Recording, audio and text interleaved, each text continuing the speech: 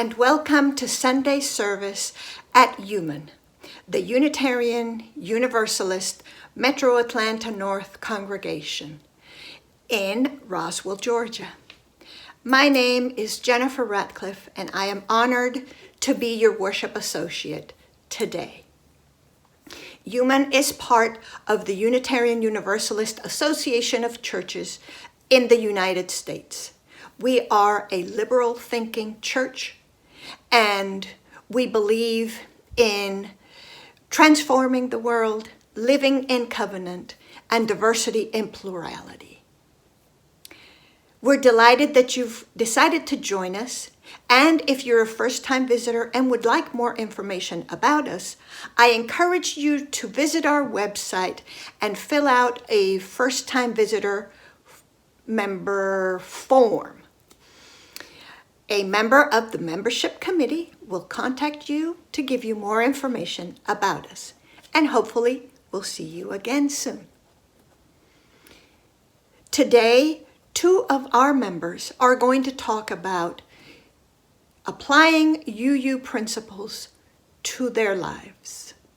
Ann Bender is going to talk about being a member of the Historic Preservation Committee in her neighborhood as a result of a visit with UUMAN members to Montgomery, Alabama.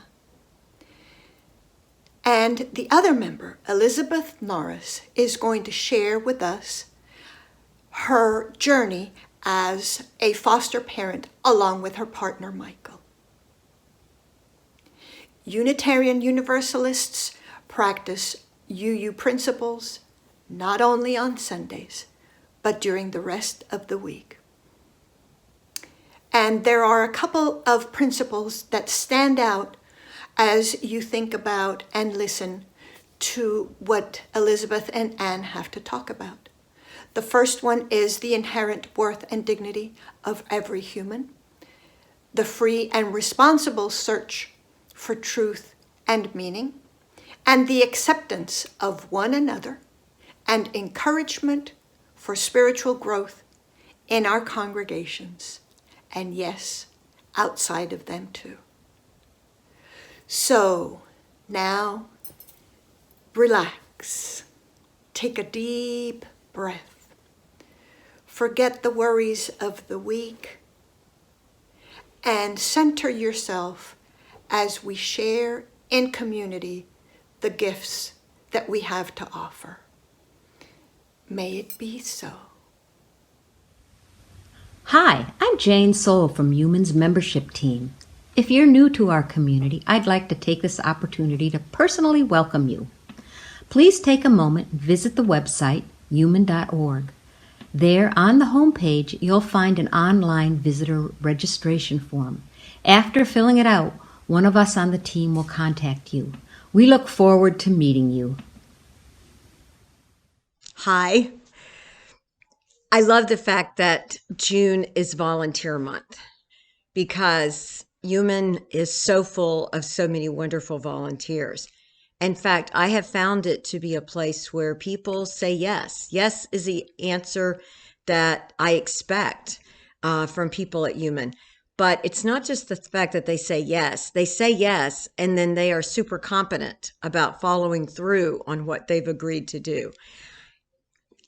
There are so many people for me to thank, and I will be thanking them over the next few weeks. But I want to shout out to someone who is very quiet and doesn't get a lot of recognition, but I am so thrilled with what she does, and that is Becky Norris. Becky Norris takes bits of files of pictures and copy, sometimes sent to her just at way past deadline. And she always puts it together in the most beautiful format and does such a lovely job that I think UUMAN has a newsletter that it should be super proud of. It's a great communication tool, and I hope everyone is opening it and reading it because there's tons of information in there and it really creates a sense of community. So I just want to thank Becky Norris for her quiet, unassuming but brilliant job with the newsletter. Thank you. Bold and Courageous Together by Erica Hewitt. With full hearts, we affirm our relationships with one another. We recognize our agency and our connective power. We accept our responsibility to be bold and courageous. We light this chalice, symbol of all that we are, all that we have done together, and all that will be as our shared ministry encourages those within and beyond our walls.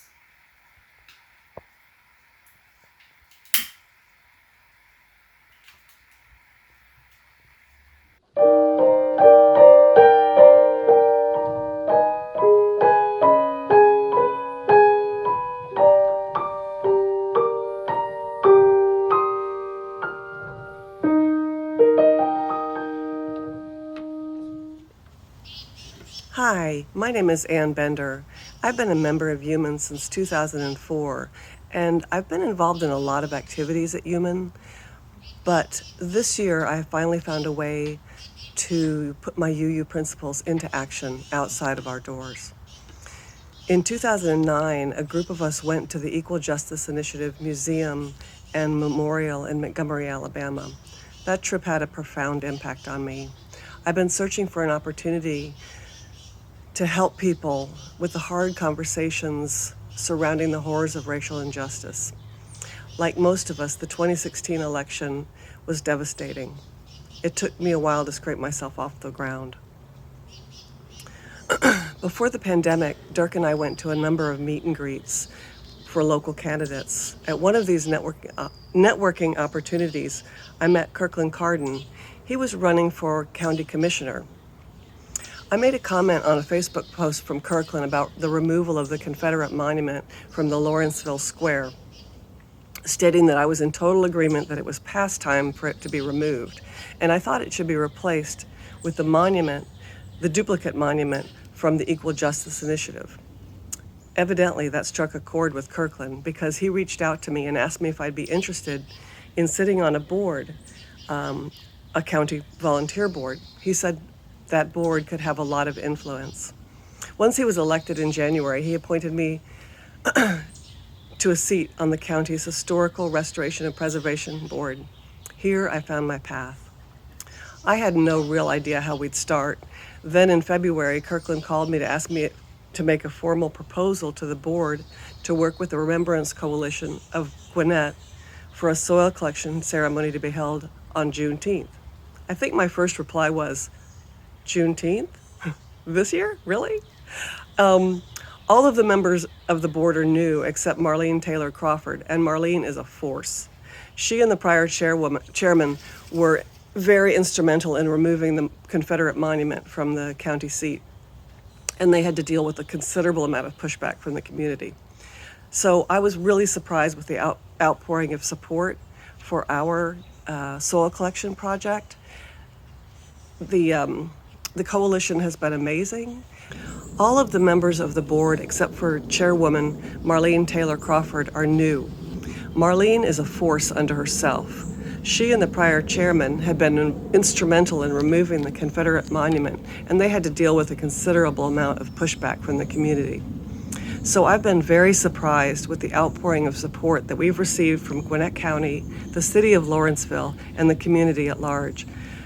Our work with the coalition has been much more than just a liaison position between the coalition and the county. We've worked hand in hand with a group of people from the coalition to make the soil collection possible, to honor the life of Charles Hale, who was lynched in the square in 1911. The soil collection ceremony is the first step in the process of educating people about the devastating impacts of racial terror in this country. Following the ceremony, the board will work to have a historical marker installed at the site of the lynching and the duplicate monument brought from Montgomery to be placed in the Gwinnett County Justice Center. I had no idea how the community would respond to this project, and I've been truly amazed by the support that we've received from the community and the city and the county. I hold out hope that this is the beginning of the healing process that is so long overdue. On Juneteenth, at the site of the lynching of Mr. Hale, we will be holding a soil collection ceremony. If you are so moved, please join us. Now is the time in the service where the love that binds us is spoken aloud. If you have a joy or a sorrow that you'd like to share with this community, I invite you to enter it in the chat section of this service. And I will drop this pebble into the water for all those joys and sorrows that remain too tender to be spoken aloud. May we hold each other in our care during the coming week. And now a pause so that you have time to enter your voices. Thank you.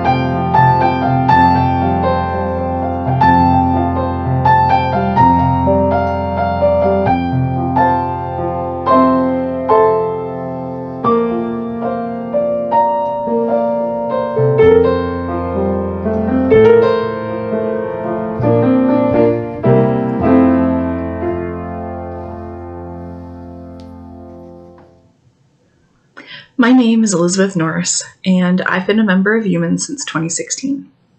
I'd like to tell you about the most important thing I've ever done with my life. A few years ago, my husband and I took stock of our lives, and we realized we were incredibly lucky to have more than enough of what we needed to be comfortable. We were both healthy in mind and body. We had a 4-bedroom home for just the two of us, and we had good flexible jobs. We had enough money to take care of our needs and our wants, and we realized it would make us happy to share what we had with someone not as lucky as us. We found out that there are over 14,000 children in foster care here in Georgia, and not enough foster families to provide each child a home. And then we discovered that half of those 14,000 kids won't graduate high school. Only 5% of children from foster care attend college, and a third of children who age out of the foster care system are homeless or incarcerated soon after their 18th birthday. Those were hard numbers to hear. But there's a solution, and it's an easy one to grasp. If every church and house of worship in Georgia had just one foster parent in their congregation, we would have a home available for every child in foster care. Michael and I decided to become that one foster family at UUMAN. But maybe you're wondering what foster care is exactly. Foster care is a system set up to house and support children through serious family emergencies. Foster parents are people, and they're just people in our community, like me and you, who have volunteered to take in children when they need a safe place to stay until their parents are back on their feet. It's a hard thing to do. It's a daily test of our principles, and it's a clear example of our principles in action. Our first principle asks us to affirm and promote the inherent worth and dignity of every person, and the children we care for are clear examples of those who deserve to have their worth and dignity upheld. But the struggling parents also have inherent worth and dignity, no matter the situation that caused the state to remove their children from them. We are reminded of our first principle every time we speak to these parents or learn more about their story. Our second principle of justice, equity, and compassion are all clearly necessary when working within the foster care system. And caring for another woman's child is one way to see that we do in fact have world community, like our sixth principle says, and we are all linked together in an interdependent web of existence, just as our seventh principle says. I choose to live my principles every day by being a foster parent. But one day soon, my foster care journey may end in adoption. And if that happens, Georgia will have one less foster parent to take in the next child who needs a safe place to stay. Our church will be one of the many, many churches who don't have a single foster family to support the children of our community when they're most in need. So today, I'm also living my principles by reaching out to my community, that's you, and asking which of you, my fellow UUMANites, will stand up to take my place as the next foster family at UUMAN. When you're ready, I'm here to talk to you, to answer all of your questions that you have about foster care and becoming a foster parent. Becoming a foster parent is how I chose to start to live my principles more intentionally. And it brings me so much joy to do so. And now these words by Kristen Collins as our offertory. We give to remind ourselves how many gifts we have to offer. We give to remember that we are a part of something bigger than ourselves.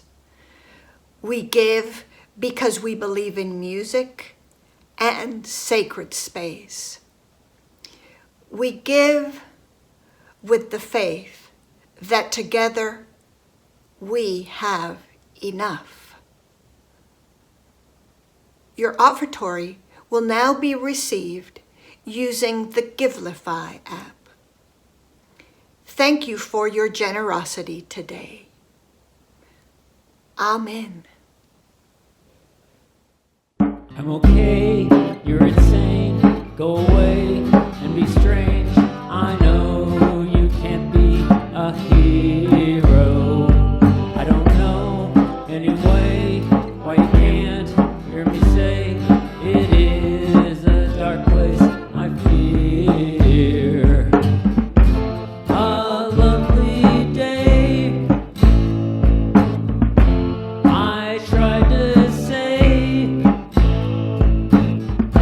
but no one's listening to me,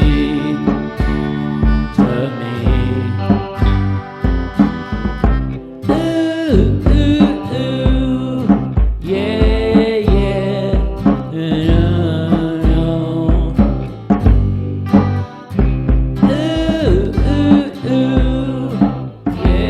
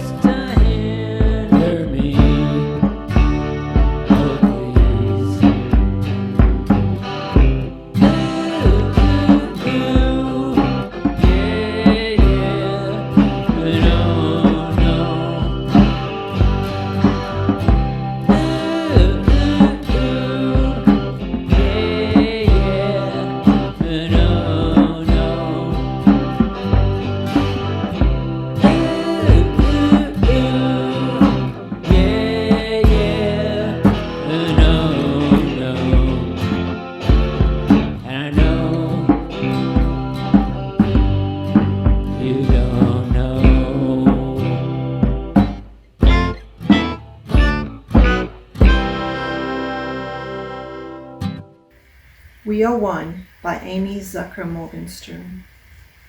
Never has it been more true than now. We extinguish this flame, but the sparks within us remain alight.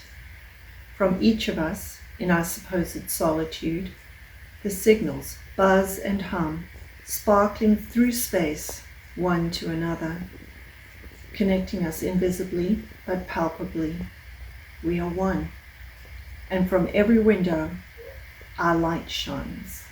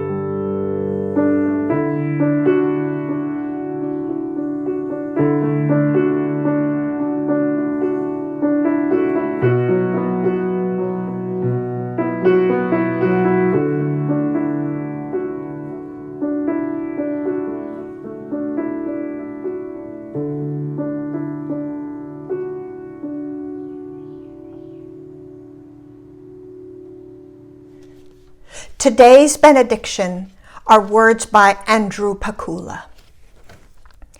As you prepare to leave this sacred space, pack away a piece of this church in your heart.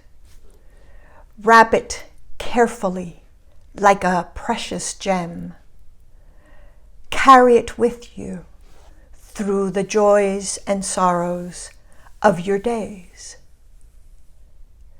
Let its gentle glow strengthen you, warm you, remind you of all that is good and true until you gather here again in this place of love. May it be so until we meet again.